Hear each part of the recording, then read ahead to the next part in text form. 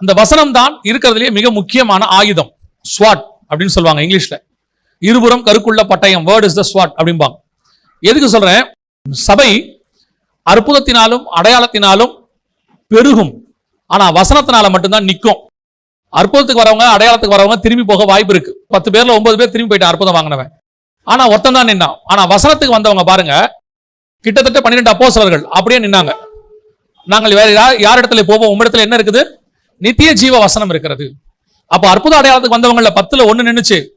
வசனத்துக்கு வந்தவங்கள 12ல 1 தான் போச்சு, 11 நின்னுச்சு. இந்த வசனம் தான் கர்த்தருக்குள்ள நிலை நிற்க பண்ணும்.